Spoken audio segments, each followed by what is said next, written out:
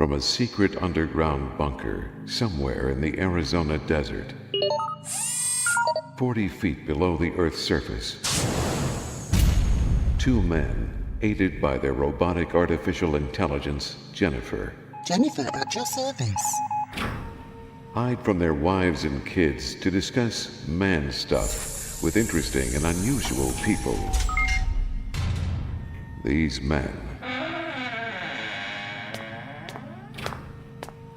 are the Bunker Boys. Hello?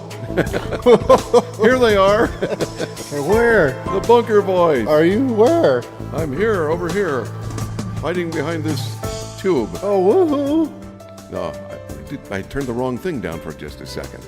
Well, hello and welcome to another edition of the Bunker Boys Underground. And we're so glad you've joined us. And next time I'll know which buttons to push, honest to gosh.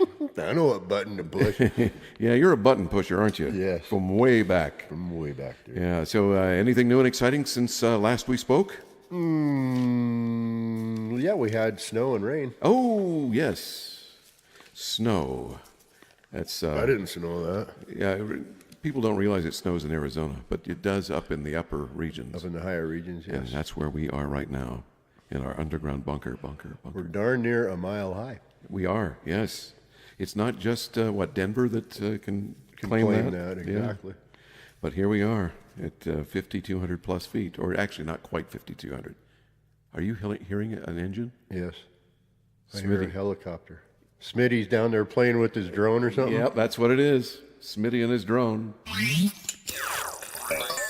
Smitty's tinkering again. Oh, okay. That explains it. Yeah, that does explain it. Okay, well, we'll have to see what he's up to. Yeah, we haven't, you know what? Last show we didn't even hear from Smitty. In the last two shows we didn't. He's down there, well, I hate to bother him because when he's working, you don't want to mess with him. No. You get him off track and then you start hearing about WW2 and... Right.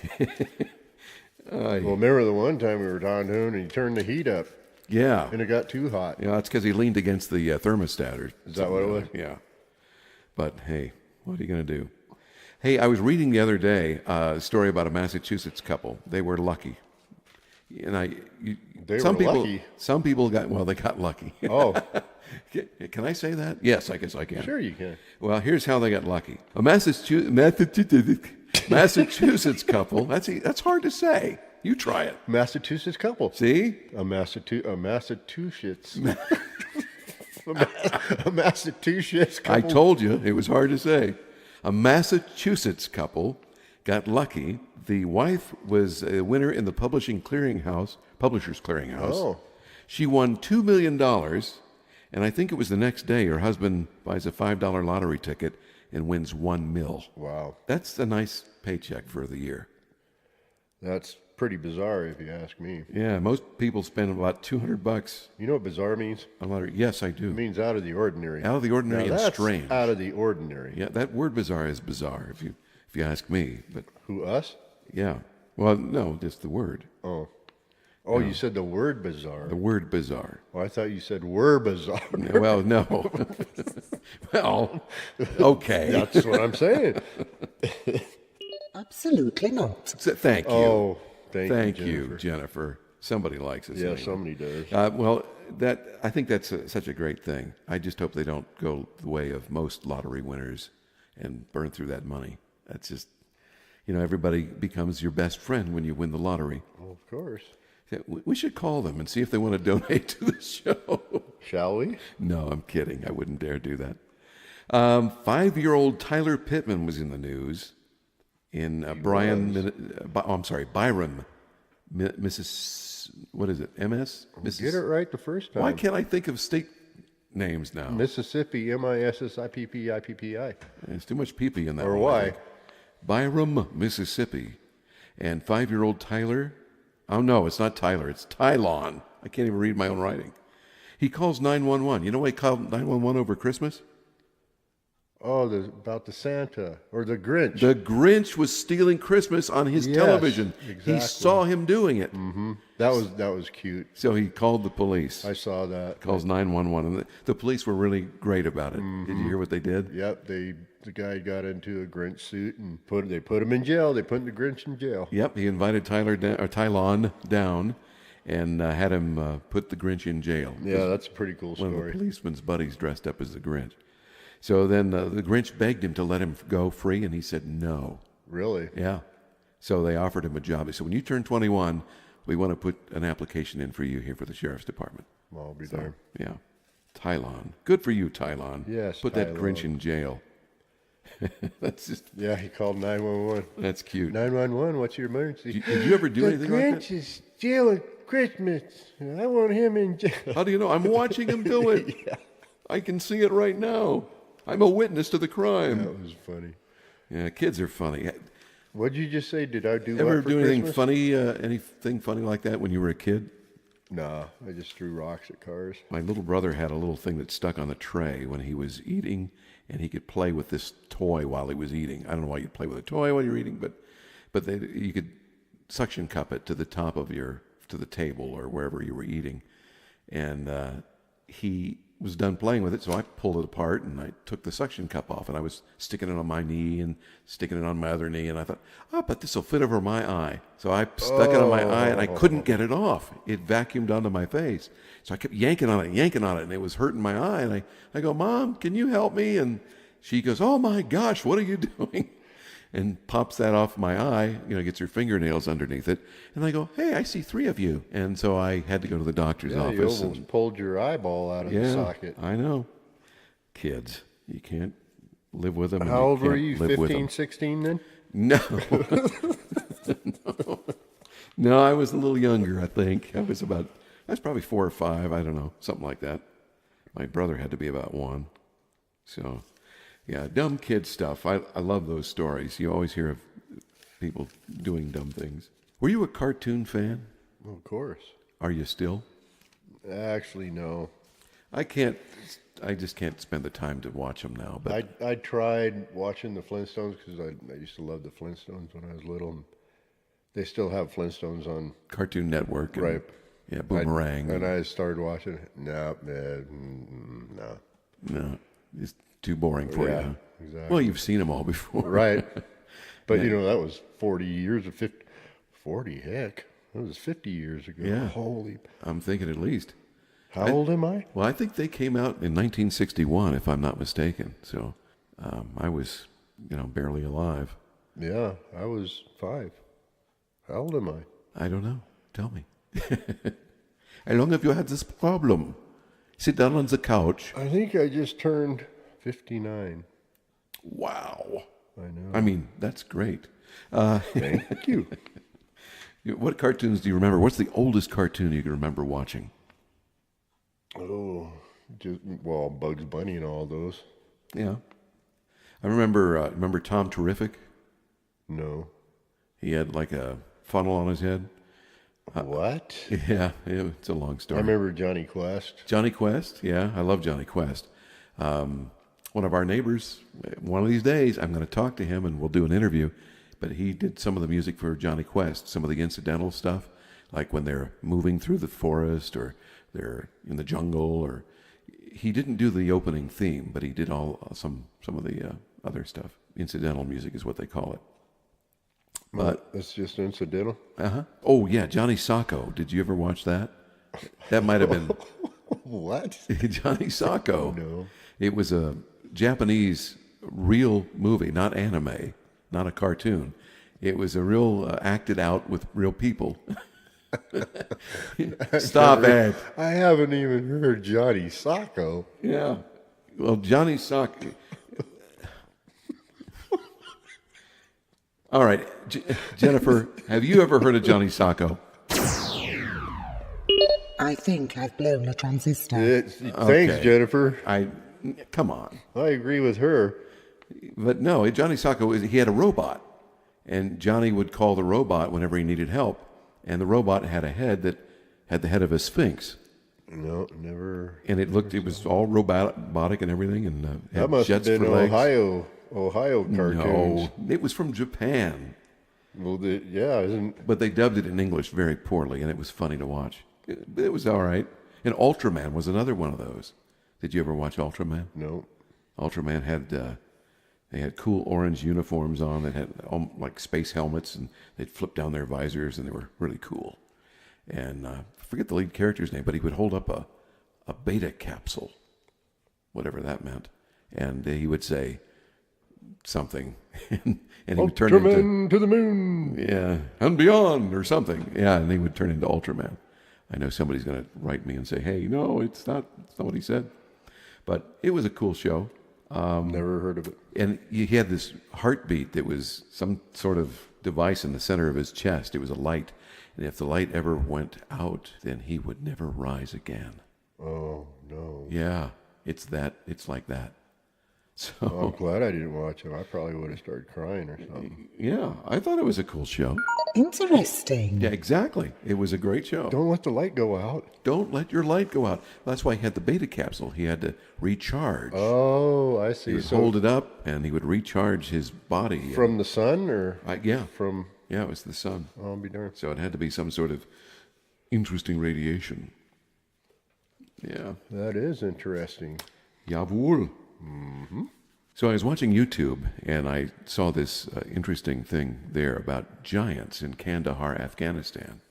And it turns out that, we had troops over there helping them out. And while they were there, they had been marching a platoon down along this cave.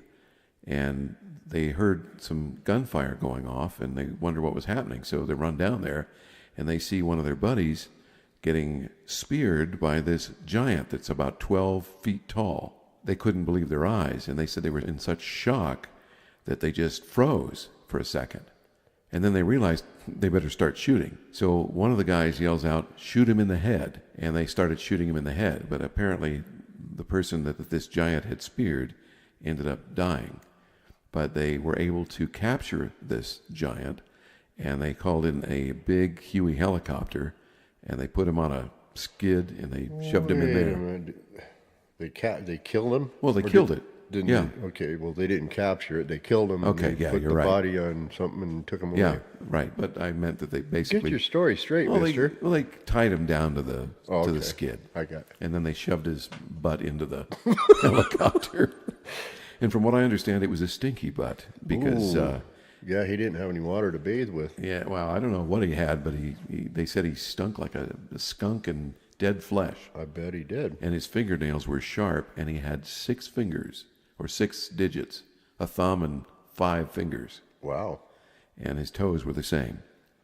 What's interesting about that is that it sounds far-fetched and fantastic, but just think of the math you could do with Chisholm Bob. You ain't No, I'm kidding. Who needs one of those Japanese things? Yeah, huh? you got 24 fingers and toes. Mm-hmm. But in the Bible, it talks about giants, and it says I don't know that it says they have 6 fingers. I think they said that Goliath had 6 fingers and 6 toes. Don't quote me on that, but I think that's the case. Now, was David just a regular person? David? Yeah. King David from the Bible? Well, who's David and Goliath? Well, David, he was a young boy at the time. I think he was a teenager. He was just a regular person, wasn't he? Yeah. Or was he some sort of god? No, he was a regular person. Oh, okay. Yeah. Yeah, and then no one would step up to fight the giants. Saul was the king, and no one would step up to fight them. They were all afraid because they were huge. And Goliath and his brothers were there. And I think those guys were around 9 feet tall. The giants in the Bible vary in size. There's one story that we can detail later in a different show. But one story talks about a giant being so big that the guys that were supposed to come into this village and attack it, being commanded by God to take over this village, they looked at the guys and they said that when they looked at themselves and looked at the giants, they compared themselves to grasshoppers. They said, "Holy moly. We look like grasshoppers to these guys, and when they look at us, I'm sure they'll think of us as grasshoppers." And they didn't think they could take over the village and wipe out these guys. They were evil, and God sent them in to be destroyed. And they were, they kind of doubted that they could do it, but they ended up doing it, and they did wipe out most of the village. Unfortunately, they didn't do what they were supposed to do, which was annihilate everyone and every animal and beast in the village. And they ended up marrying some of the women that were left over, and it was not a good thing. God punished them for it. But Interesting story. We're living in an interesting age. There are Snopes now, the supposed company that goes out and verifies stories like this. They said that it's a phony, made-up story. But the people they asked were the U.S. government. Is this true? Did we lose a soldier this way?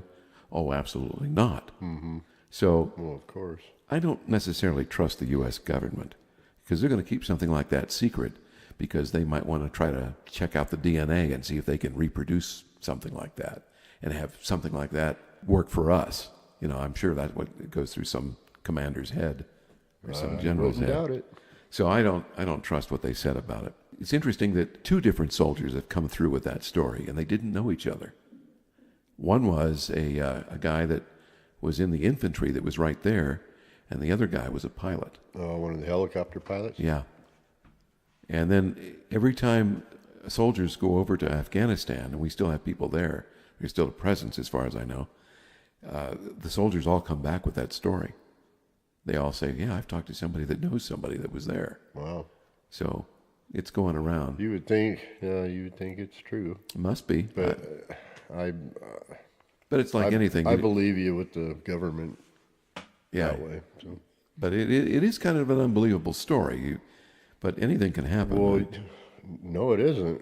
I mean, just like anything could happen in this world nowadays, you know.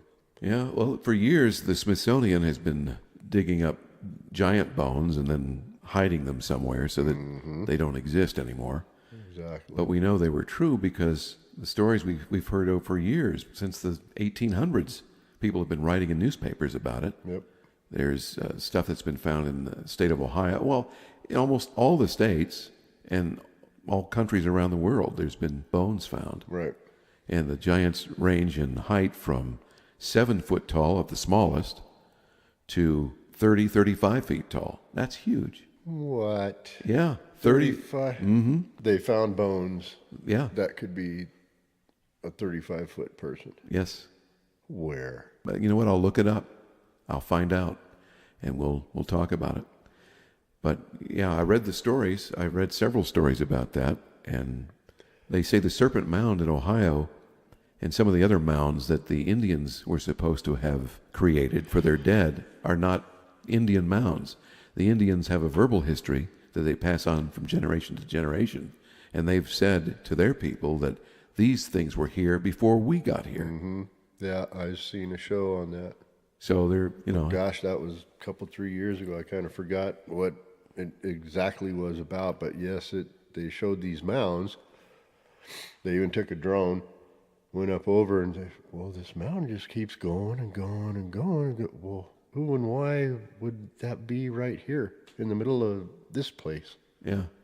You wonder. And they come to find out the Indians didn't do it, like you said. Yeah. Well, who did it? And nobody knows. But there have been many stories of tribes of Indians have come and fought giants that were already here way back in ancient history. They passed those stories along. The Indians called the giants cloud eaters. And if you think about that, it makes sense because their head's way up there. Got you, yeah. So they would call them the cloud eaters. Yep. And most giants turn out to... their heads were kind of foggy at times. Yes. I think you're right. Yeah. Or unless that's cotton candy. I don't know what's up there. But in Sardinia, I think it was, now that I remember, they found giant bones in Sardinia. Yes. That place is very, what they call enigmatic. I think what they mean by that is it's unlike any other place. And these things shouldn't belong here. Right. And when they check it out, there's all sorts of giant gravestones and grave markers, and you can see how tall the person was that was in the grave.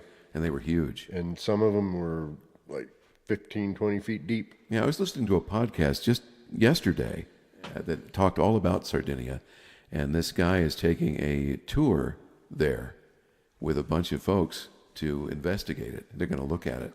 He's done his own investigation, but he's taking people to show them what they found there. And it's a well-known thing to the locals. And that's in Sardinia? Yeah. But around the world, people don't know what that is. They've not heard about it. But there are all sorts of graves. But what I saw on this one show, that the guy took the bones to the police or something, say. Mm-hmm. I forgot exactly what it was.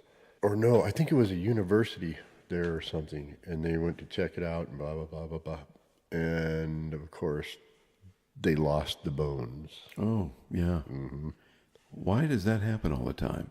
Sounds kind of inept. I think the Sardinian government got in the way of that one. Well, that happens a lot, and from what I'm hearing, the Smithsonian has a long reach too, and when it's involving this country, they end up taking things.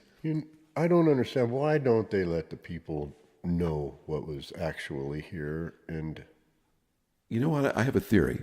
My theory is this: if the giants are real, then what is said in the Bible about them is real. Therefore, the Bible is real. And then that throws off their whole narrative. They don't want to hear about the Bible and God is who he said he was. So that's what I think. That's my personal, I think it's professional a bunch opinion. of crap, if you ask me. Yeah. I've heard of a guy that had found on his farm, I think it was in Maine, or somewhere in Maine or Massachusetts, something like that. He was plowing dirt, and he ran into something. And What else would he be plowing? Well, it could be... Well, Never mind.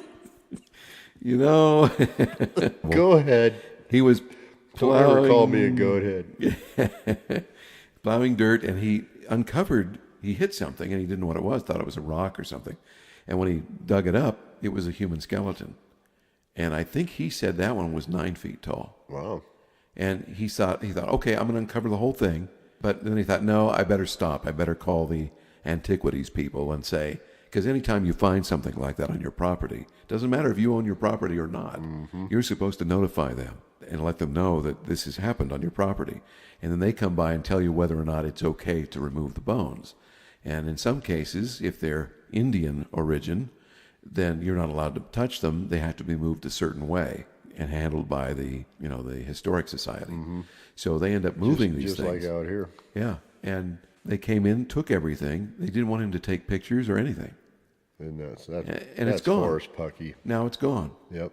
And when he asks about it, they know nothing about it. Oh, what are you talking about? I'm don't so know what tired you're of talking that stuff. about. Yes, so am I. It's ridiculous. Right? It's like, come on, just tell the truth about stuff, So what if there were giants? There is no truth about this. But what I could, I was listening to a Christian guy talking about what's going on in the world today and how the giants are supposed to return in Revelation at the end of time.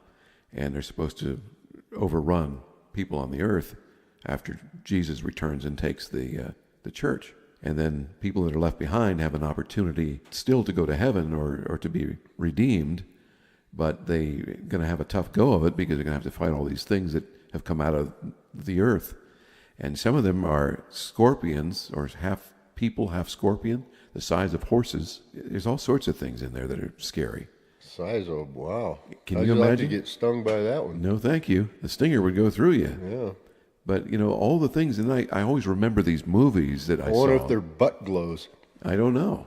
Because it says all scorpions glow. I'll make you a deal. I don't want to be around to find out. That's just the way I think. That's not something I want to run into in the dark or daylight, for that matter. Now, would that be kind of like a half man and half horse type thing? Yeah, and that's another thing. What do they call those? Well, there's a couple of names. Satyr is one name, where you're I think it's half goat, half man. Half horse, half man is something else. I just can't remember in Greek mythology. I used to think that all that mythology was a bunch of garbage, that they just made it up to make people happy and control people and whatnot, just like a lot of people thought the Bible was. You make up a story and make up these rules and then you can control people. Well, to some degree, you can control people with religions. But at some point, the truth has got to come out, and I think the truth really is in the Bible. That's my opinion. And being that that's the case, and you have to take the Bible as it's written, there are a lot of stories like this that make you think, like, well, where did these things come from? Mm-hmm, yeah. And then when you realize that back in Genesis 6, it says that the people of earth were intermarrying with fallen angels, or the children they had were considered the men of renown. So I'm thinking, well, who were the men of renown in ancient times? Well, that's Hercules. That's all these Greek gods, Apollo. So I think that's where they come weren't from. They giants themselves? basically. They were big. I heard that in some cases they were portrayed as giants. Yeah, me too. But I mean that to me makes sense. If what the Bible says is true in Genesis 6, then these guys are offspring of the Nephilim, which are the fallen ones. So they could have extra strength or extra power, or because you had this spirit that took a human form and married a earth woman from the line of Noah. Maybe this stuff is all true. Maybe there were satyrs. Maybe there was a little half man, half god called Pan, and he was evil. Well, people worshipped Pan, so he was one of the gods. Pan, P-A-N, Pan? Yeah, that's where the word pandemic comes from, or panic. No kidding. Panic, yeah. So when you saw that guy, panic! Yeah, well, yeah, he was supposed to be pretty evil. Wow. He had certain powers. I forget what they were, but there were certain powers he had. That's pretty wild. Yeah, so there's all sorts of historic things for this, all because giants are real. And if giants are real, maybe the other things are too. There was one right here in Prescott. There was a guy that had one on a farm back in the 1800s, late, like 1850 something. I think he found a giant on his farm. And that, again, the Smithsonian came in and picked it up. He had a giant farm? He had a giant farm. Well, how big was it? He was growing lots of giants. No, I don't know how big that one was. I'd have to look it up. All right, Jennifer, can you look that up for us? Accessing data now. Thank you. There it is. This is from the Oregonian. I know it's got another partial name here, but that's all I can see. It says they published this story back, it looks like 1911. Yeah, 1911, July 26th. Wow. And it says, one of the most wonderful discoveries of prehistoric life that has ever been made in Arizona was reported yesterday, which reveals the existence of a race of people that is not generally accredited to the primitive area in the huge proportions of a skeleton that is now in the possession of Mr. Marks. That's the guy that owns the farm where this giant was found. Okay. He says, I made the discovery by mere accident. My attention some weeks ago was directed to that part of the farm by floodwaters passing through, cutting a ditch. A few bones were found on the surface, but my impression at the time was centered to the belief that there were bones of some sort of animal that had been killed. I dug into the bank that was exposed by the rushing waters, and when a distance of about 3 feet in depth had been reached, the skull was found. It says the skull is of such an abnormal size that if the average man of this day placed it over his head, he could still find room to move it backward and forward or up and down with ease without disturbing his natural position. That's a big head. That is a big head. From measurements taken from the skull, a number 10 hat would have been required to fit it. A size 10 would have the inside circumference of about 32 inches. Holy moly. Is that amazing? That's huge. That's big around. Well, that's an athletic person's waist size is that big, right? Wow. You know, somebody that's trim and in shape. It says the teeth, several of which are still embedded in the jawbone, substantiate the immense size of the head. They are fully 1/3 larger than those of men today and present more the appearance of tusks than molars of the human family. Tusks. The skeleton was only partially complete, but there was enough evidence to show that it was that of a giant. And then he says, as to the bones, there is no disputing the fact that the owner was symmetrically formed, of immense size, and Herculean strength. The thigh and lower limbs indicated at least twice the size of the average man of today. Huge find. That's Now, it doesn't mention huge find. Yeah, so to speak. They don't mention this here, but in a lot of the other finds of giants, they've discovered that most giants have red hair, and most have 6 fingers and 6 toes Right. on each, limb. And then 2 sets of teeth. And or 2 something sets like of teeth, right. Right. 2 rows, like one behind the other. that. That Wow. would be, that's weird. that's a dentist nightmare there. You ain't kidding. Holy moly. We're going to pull that tooth. Well, could you replace it with something? Because I just can't be seen without my I bet you he second could row. eat a pterodactyl chicken thing. No chicken problem. wing, no problem. Yeah, just crunch right through those bones. Boy, oh boy. But with a jaw size that big and with teeth in double rows, the strength of that jaw must have been incredible. You ain't kidding. That's pretty wild. I know there was a find in a cave, and I should be more prepared for this, but there was a find in a cave in somewhere in Nevada where Indians there said that they knew a tribe of giants that lived in a cave, and they would come out, and at first they got along with them. They just kind of avoided them. But when the giants ran out of food, then they started coming after the Indians, and they would bite their heads off. They would come in and grab them and bite them, and then they would eat the rest of them. They would actually eat human beings. Wow. That's what the tribes say. No kidding. Yeah. Yeah. And the bones were found. It was a bat cave as well. Batman was not there, but there was a bat cave. And in all the guano at the bottom of the cave, or the bat doo-doo, Right. they would shovel up, and they use it for fertilizer, and that's how they discovered a lot of the bones. And they actually found arrows that the Indians had shot into the cave at the giant. But how they killed him was they walled him in. It was only one giant? One, yeah. They walled him in, and then they set fire to the front of the cave, and he ended up dying. I don't know if it used up all of his oxygen in there, or if he actually roasted to death, or what. But that's what their story is. Isn't that something? Yeah, pretty scary. That is. It's Can you imagine if something like that were to take off today? Like if the Smithsonian's been, rounding up these bones, and if they decide that they're going to try to make super soldiers for the army so they can be victorious in battle, I think they're going to open up a can of worms. Wouldn't that be something? Yeah. They could be wandering the earth again. Now, the Bible talks about this to bring this full circle. The Bible says that in the end times, God says that their ocean floors are open up, or the ocean's going to open up, and there's going to be a lot of creatures come out of there that people thought were long dead, or that were strange that we've never seen before, and they're going to be able to devour people, along with giants. It says, as in the days of Noah, so shall the end be. And in the days of Noah, we know that we had these angels coming down and marrying earth women, creating giants, the men of renown. That's pretty wild. Yes. Hopefully, there's a thing called the rapture, where people who believe in Christ will be pulled off the earth, and the rest will be there to fend for themselves. And then if they decide that they believe after that, because there will still be people in denial after that, because there's going to be all sorts of stories circulating, why people disappeared, good people just vanish. That's because Jesus came back and took them. And that's what's in the plan. And the rest that are remaining will have to fight out their remaining days, and hopefully they'll survive and come to faith. And if they do, they too will get to be with God. Scary stuff. Yeah, that is. Pretty wild stuff, let me tell you. Yeah, have you ever heard any skeleton stories around here of giants that No, not anybody around here. found no. anything? Yeah, that's why I love to talk to the old timers, because they always have the stories. They'll say, yeah, I remember that this guy over here had a farm.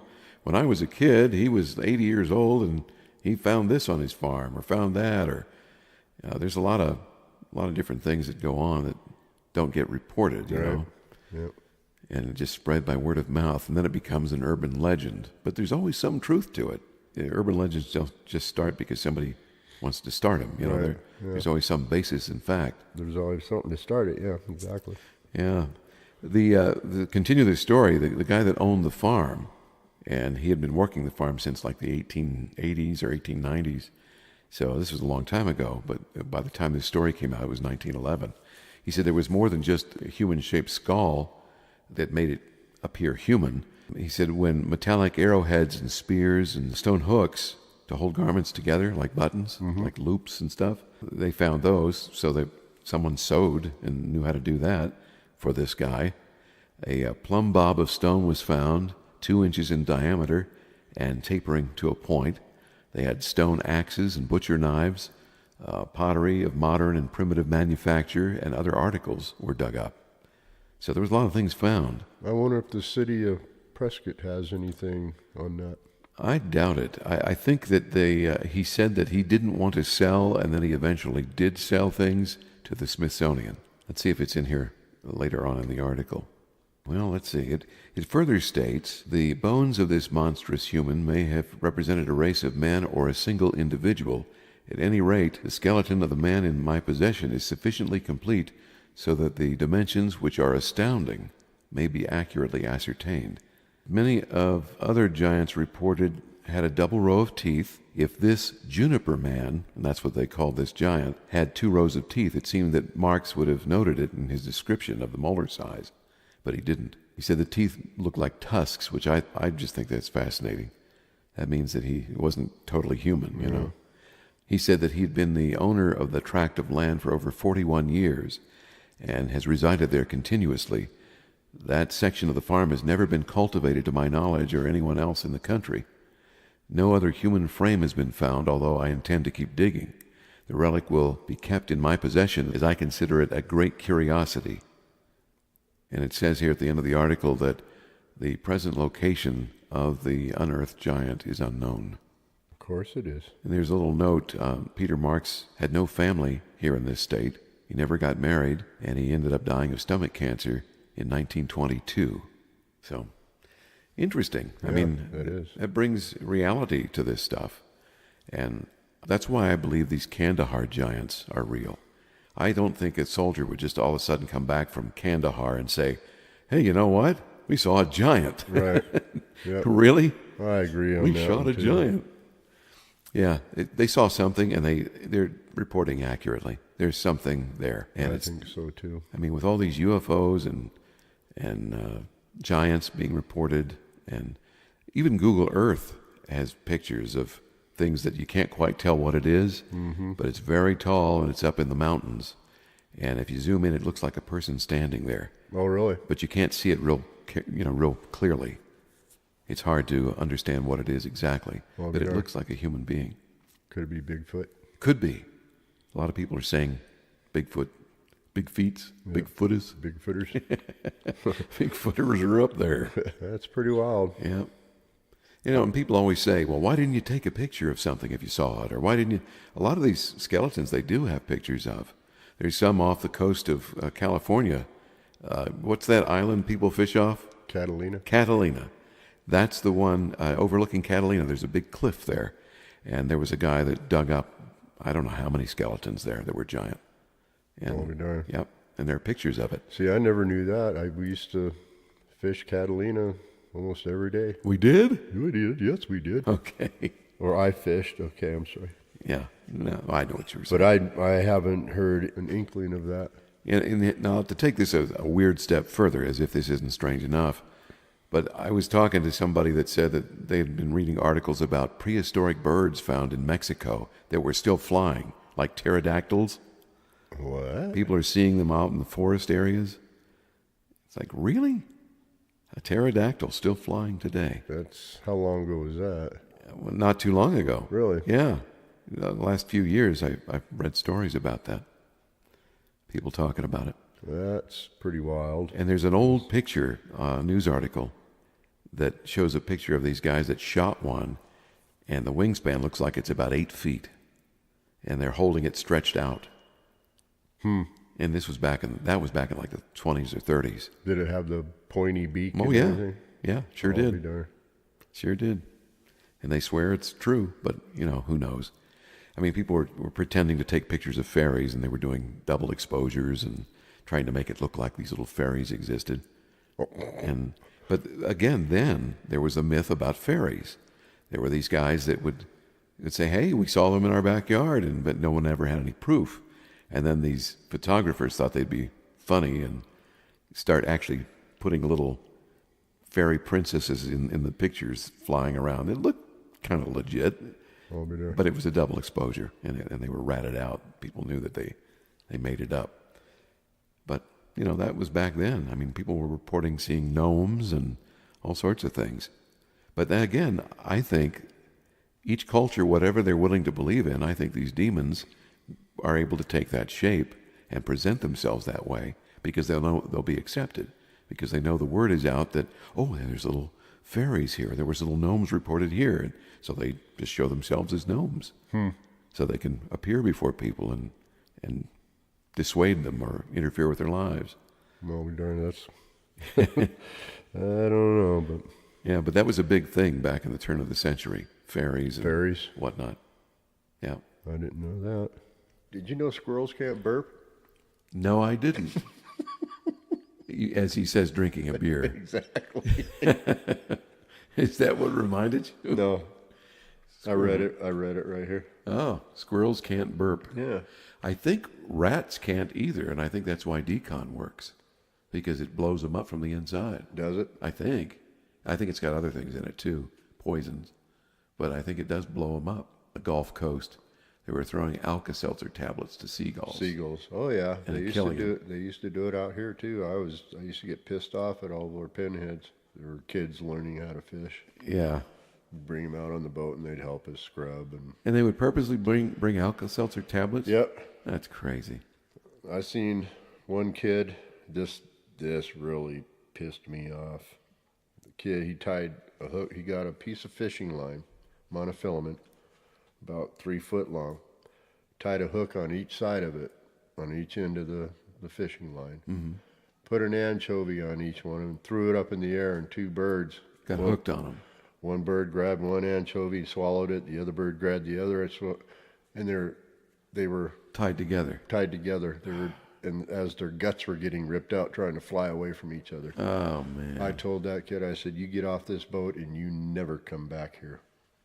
I was pissed. That's just stupid. It is. It's terrible. Why would you do that to something? Well, kids, you know. Look at us when we were kids. We used to shoot birds and lizards. Yeah, and stuff, I guess I did. I leave things alone when I can. And when I can't, then I try to kill them in the most humane way I can. Well, now.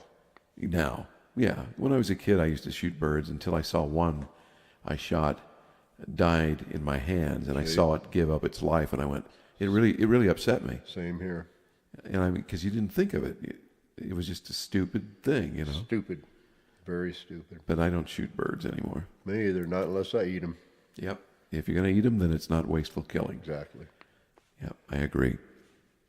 But yes, I saw that, and that was it. Boy, that brings the show right down to the crapper, doesn't it? Doesn't it? No, I'm sorry. Dang it. Well, let's find something more exciting to talk about. Yeah, it's just watch the kids. Don't let them do stuff like that. That's so Exactly. stupid. Yes. Well, I think we're going to abbreviate the show today and not be as long as we have been in the past, and because I have to go and eat dinner. What? Yeah, Mom's calling, and really? yeah, and I don't want to get spanked. So you know what I'm saying? I don't. Hello. Wife alert. Uh-oh. See? You're See what right. I mean? You're right. Oh, geez. Well, it's time to wrap things up. And as always, are you going to leave us with a word of wisdom? Yes, I think I will. I knew you would. I know. For everybody who's out there looking for a mate, you know, somebody to be with and have fun with, and all You that other snuggle stuff. bunny. And snuggle bunny, yes. Choosing exciting places for your first date, you guys and gals, increases the chances of the other person falling for you, you know. I don't know what that means. But I know what it means. Well, I went to the crater for my first date. Did our love crater? Well, yes, it must have been exciting. Well, I don't know. It's different. I told her, I said, I can't promise you the world, but I can promise you an interesting life. Yeah. And that has not been There you go. anything but the truth. I would have stood there and said, "Look at the size of that hole." That about wraps it up. If you'd like to get in touch with us, and try not to condemn us, okay? Send us an email at bunkerboysunderground@gmail.com. We will respond, and if you have an interesting story to share, we can share it here on the show. Mm-hmm. So thank you again for listening. We Yes. are the Bunker Boys. I'm Chris, I'm Garth. and good evening. Good evening.